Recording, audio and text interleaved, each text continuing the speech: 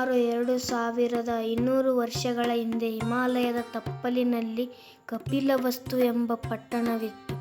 ಶಾಕ ವಂಶದ ಅರಸನು ಅದನ್ನು ಆಳುತ್ತಿದ್ದನು. ಈ ವಂಶದಲ್ಲಿ ಹುಟ್ಟಿದ ಸಿದ್ಧಾರ್ಥ ಎಂಬ ರಾಜಕುಮಾರ ತನ್ನ ಸುತ್ತಮುತ್ತಲಿನ ಜನರ ದುಃಖವನ್ನು ಕಂಡು ಸನ್ಯಾಸಿಯಾಗಿ ಕಾಡಿಗೆ ಹೋದನು.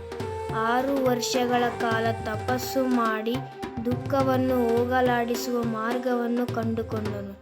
ಜನರ ಬಳಿಗೆ ಬಂದು ತಾನು ಕಂಡ ಮಾರ್ಗವನ್ನು ಅವರಿಗೆ ತಿಳಿಸಿದನು. ಅಹಿಂಸೆಯ ಮಾರ್ಗದ ಮೂಲಕ ದುಷ್ಟರನ್ನು ಶಿಷ್ಟರನ್ನಾಗಿ ಮಾಡಿದನು. ಆ ಮಹಾನ್ ಪುರುಷನೇ ಭಗವಾನ್ ಗೌತಮ್ ಬುದ್ಧ. ಹಾಯ್ ಫ್ರೆಂಡ್ಸ್, ಈ ವಿಡಿಯೋ ಇಷ್ಟ ಆದರೆ ಲೈಕ್ ಮಾಡಿ, ಶೇರ್ ಮಾಡಿ, ಸಬ್ಸ್ಕ್ರೈಬ್ ಮಾಡಿ, ಪಕ್ಕದಲ್ಲಿರೋ ಬೆಲ್ ಐಕಾನ್ ಕ್ಲಿಕ್ ಮಾಡಿ. Bye bye, Tata.